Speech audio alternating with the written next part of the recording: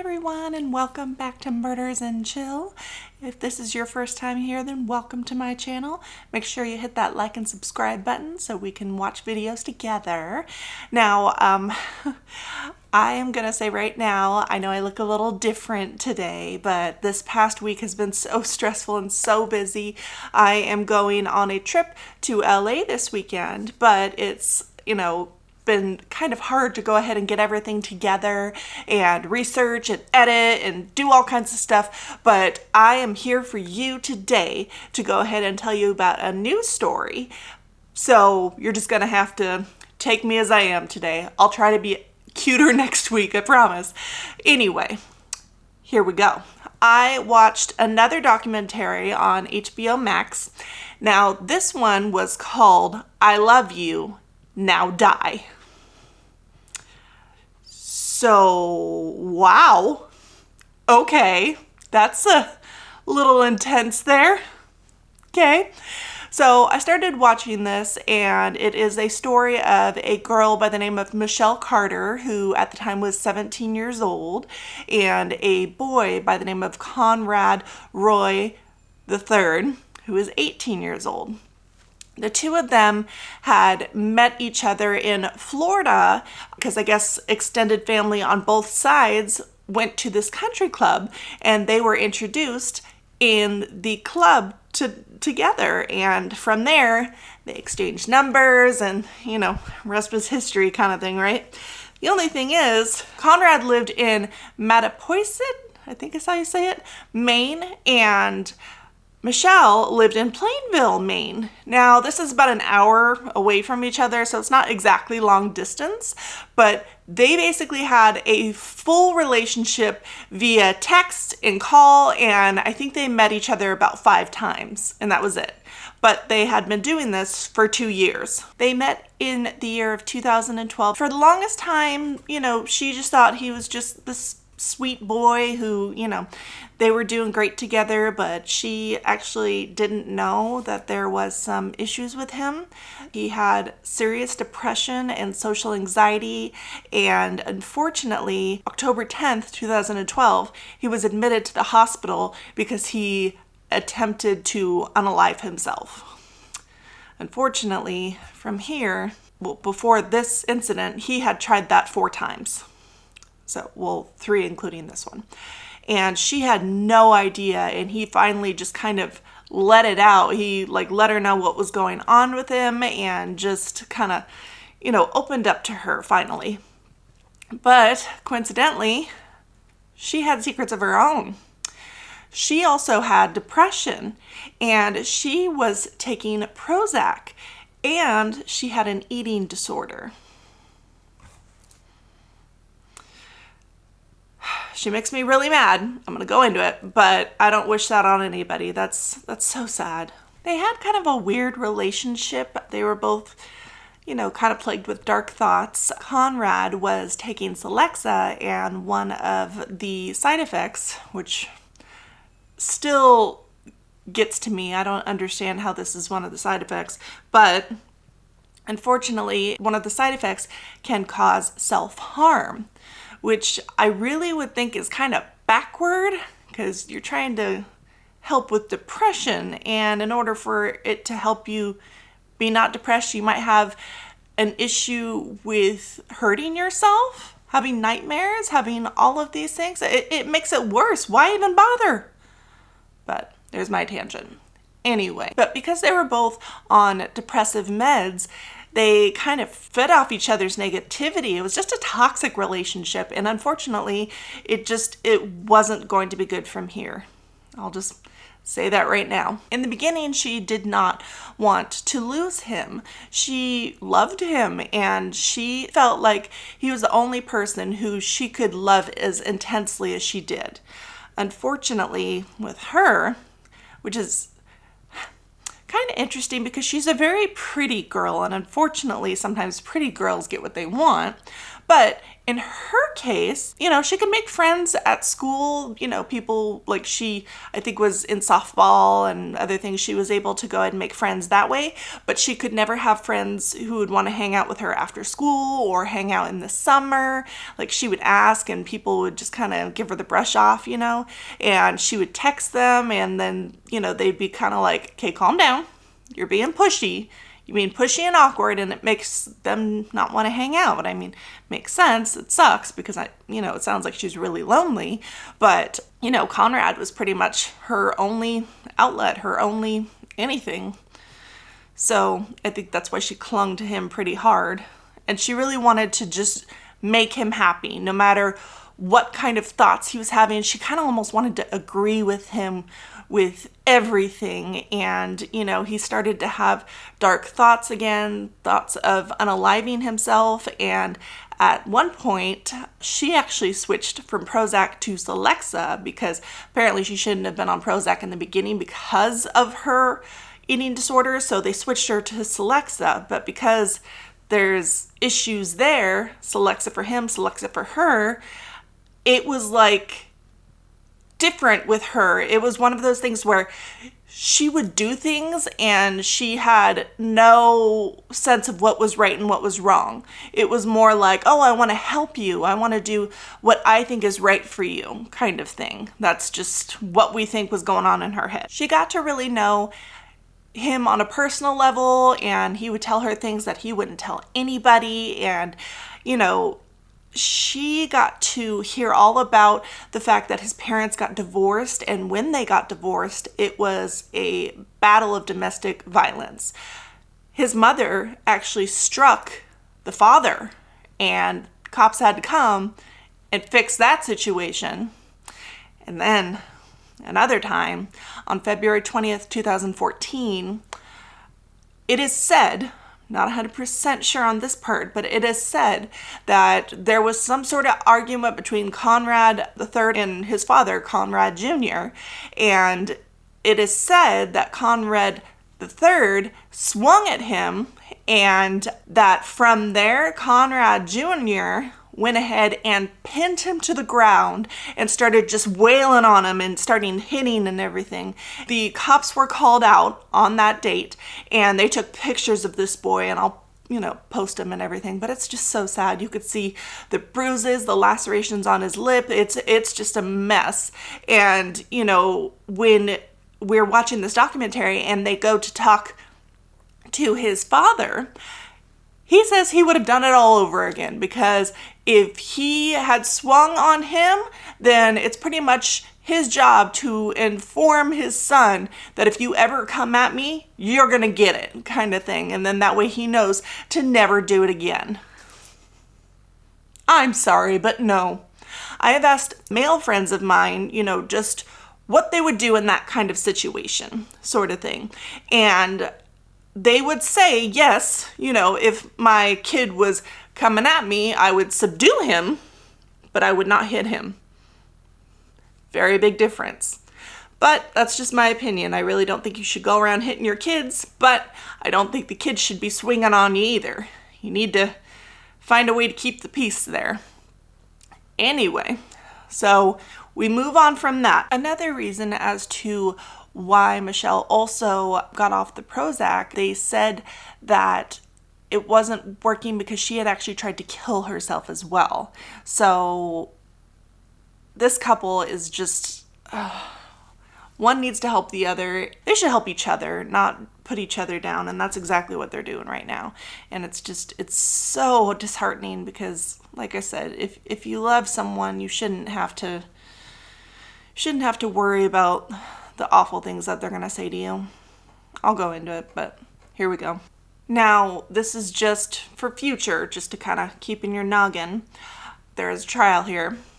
Now, a forensic psychiatrist, forensic science, found out about how the fact that she switched from Prozac to Celexa, and he stated during the trial that this can be involuntary intoxication, which basically means that it, in a sense, fucks with your brain and it gives you no conscience kind of thing. It gives you no right or wrong kind of thing. It lets you kind of do with whatever it is that you want kind of thing, kind of impulsive.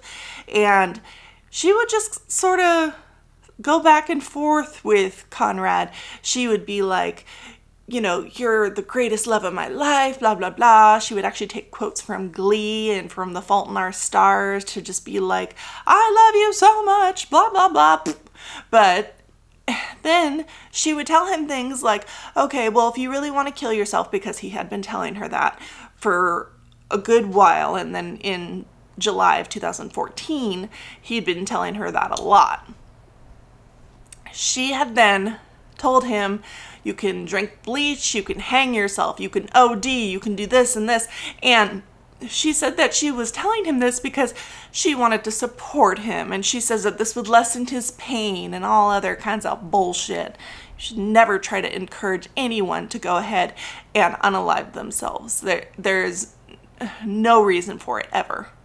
Ever. Especially to someone you love. It just doesn't make sense. It doesn't make sense why she did this. Now to shed a little bit more light on Michelle. Like I said, she wasn't as popular as she wanted to be. She just wanted all this attention all the time.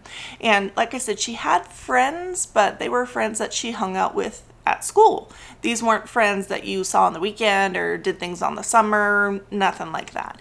And she just wanted attention, and she was just so sad whenever, she'd ask friends to like hang out and they would brush her off. Or if she got a friend to actually ask her to hang out, she would be so excited, and she would almost like try to make herself more interesting whenever she saw them. So she would talk about Conrad, and she would talk about how there's depression in his life and how, she's trying to help him and how she loves him and all this stuff, just to kind of make herself seem more interesting, like I said. And I don't know, like, it's just kind of weird because, yeah, a friend would be like, hey, it's going to be okay with your, with your boyfriend or whatever, depression and stuff. You'll be there for your friend. But it was almost like she was using him to go ahead and get more attention for some reason. And it's really kind of unsettling that someone would use their boyfriend to get more popular. I don't understand, but whatever. 17-year-old girl at the time. We will move on. Yeah, she just wanted to go ahead and be more interesting, even to the point where she told her friends that her and Conrad had done the deed. But then later on, they kind of caught her lying, saying that she didn't do the deed with him. Interesting. And then later on, I believe after the event that I'm going to be telling you about, she said that he SA'd her. You are lying right and left. Who are you? What are you doing? Wackadoodle. So now we are coming to the main event. Now, in the beginning of July 2014, I feel like Michelle just got even worse, because if you look at the text messages between Michelle and Conrad, they're getting darker and darker. They are, talking about, how she would support him when he unalived himself, that she would watch after his family, that she wished that she could be there to hold his hand, even though they were an hour away. How do you have this intense of a relationship an hour away? You can drive. There's driving. Whatever, maybe your parents wouldn't let you.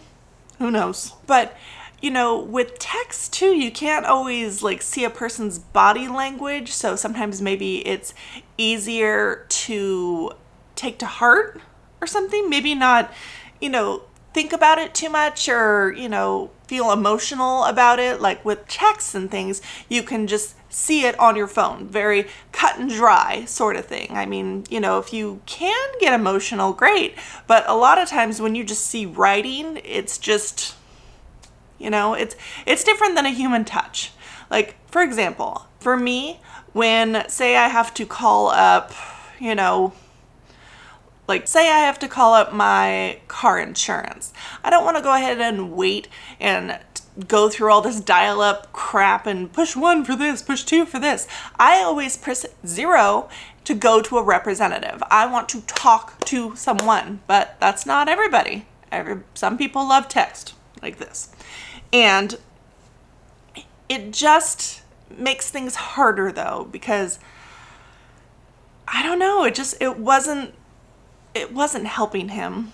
And it didn't help that, like I said, Michelle just kept egging him on, and she egged him on like 4 or 5 times a day. Are you going to do it today? Are you going to do it today? Are you at home? Are you going to do it today? Why haven't you done it? And then that would go on for a few days until it hit July 12th. And at the very end of the day, on July 12th, 2014, he got in his black Ford truck. Well, I think it might have been in his grandfather's name, but he was in this black Ford truck. And he drove himself to the big Kmart that was over in his town. And he went behind the Kmart and he got on the phone with Michelle. They talked for about 40 minutes, and that was just the last phone call he ever made.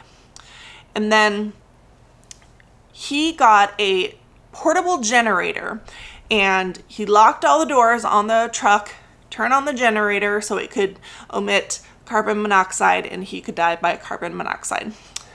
But after a little while, he got scared, which, I'd be terrified. I mean, he was in a different state of mind, obviously, but just that, I feel like that would scare anyone. But here's what happened next. Ooh, I wanted to fight her when I heard this. So he got out of the truck, and we all want to breathe. We all just are like, oh my God, thank you. And he texts Michelle, and it was just kind of like, hey, this is what I did kind of deal.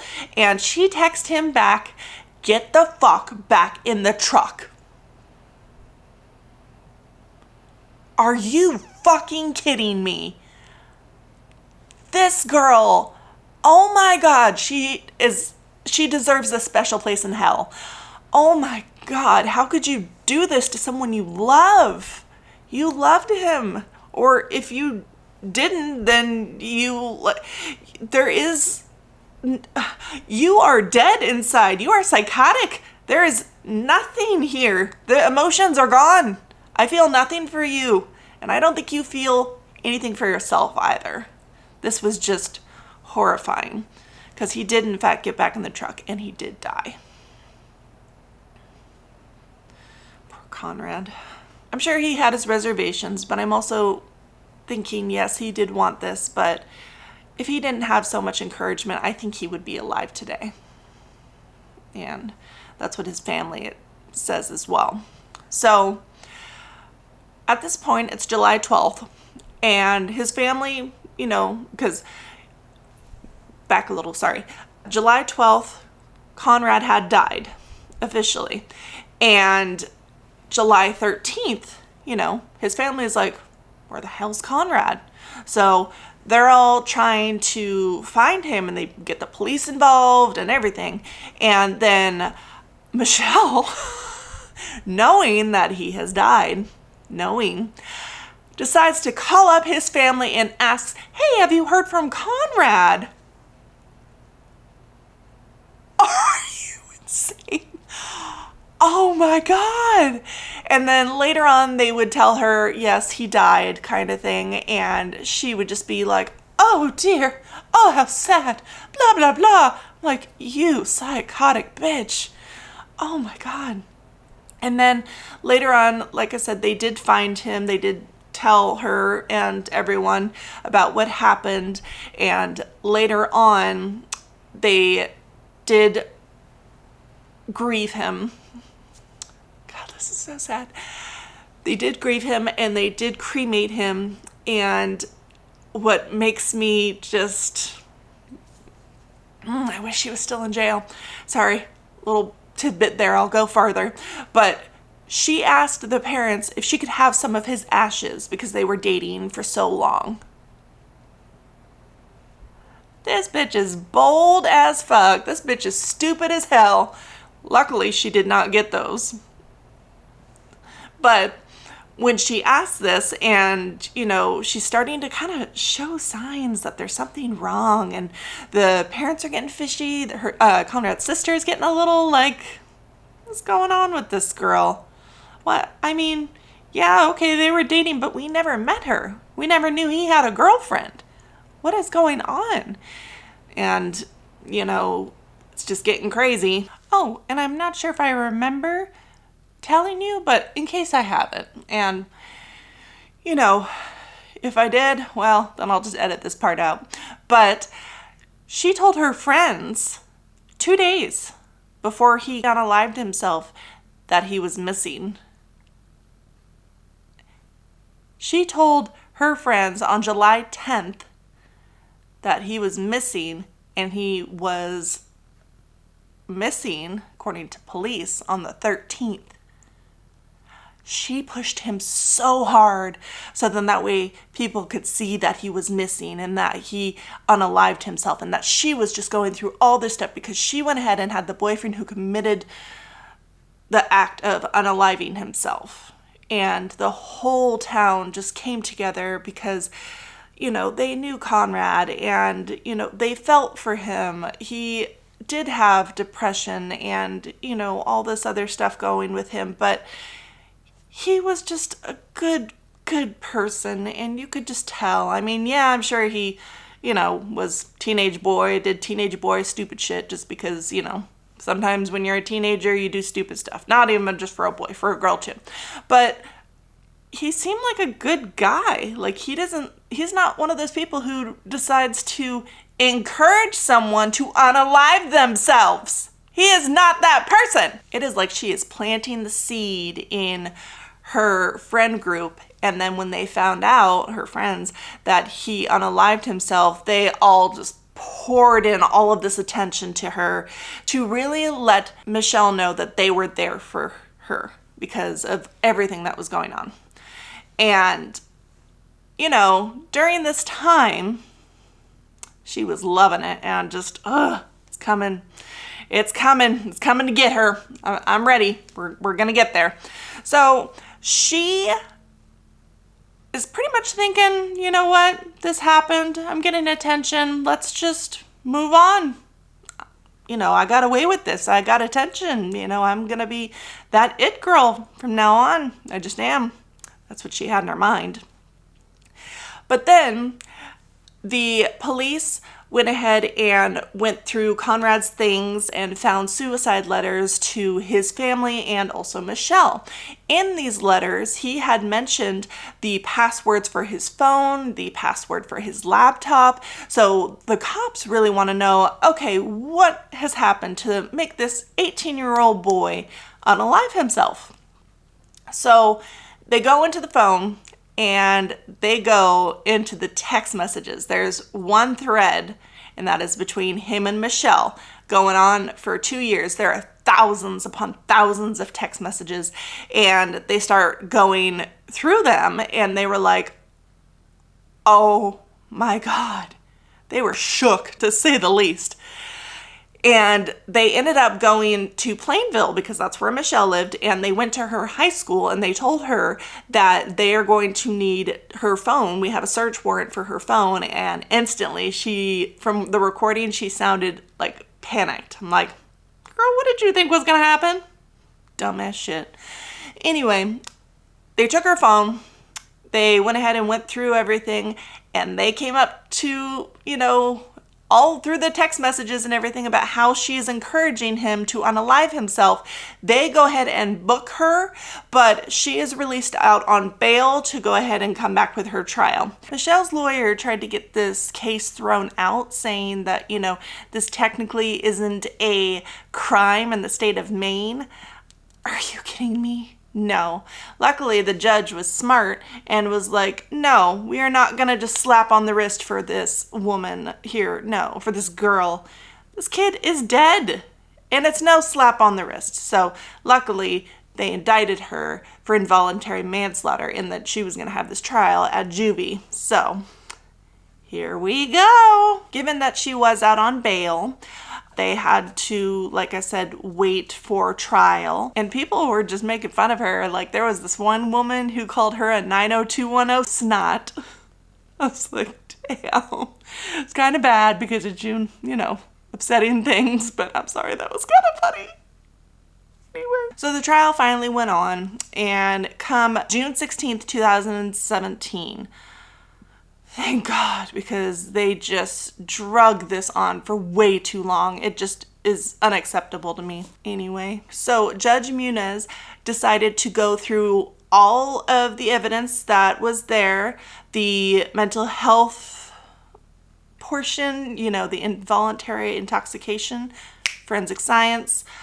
Although that is a thing, we weren't really sure if this was something that could be in her case, because other forensic scientists went ahead and said that this is one of those cases that it's hard to prove. And given her, it just didn't seem like this was her problem exactly, because she, you know, would get such high praises from the, you know, family, from the schools, and all these things. She had her right faculties when, you know, she did this, according to the judge. So he now said that she was now guilty of involuntary manslaughter and was going to spend 15 months in jail. One good thing that did come from this is that the state of Maine finally made a thing called Conrad's Law. Basically, if anything like this kind of thing ever happened again, the person who berated the person into unaliving themselves would get 5 years in prison. So, silver lining there. But that's so heartbreaking. Conrad, I sincerely hope that you are resting in peace. I hope your whole family is doing well. I hope the friends of Conrad is doing well. And my heart goes out to all of you. Anyway, thank you for sticking with me. You know, when watching this video, I'm going to do a much better job next week. Like I said, today is just, the whole week really, but today is just crazy. Talk about depression. I've had a little bit of that recently as well. I'll just say it to the world. I'm not perfect, but I'm trying. I want to get this video out to you, even if it's not great. I'll do better next week, I promise. But in the meantime, stay weird. Be safe.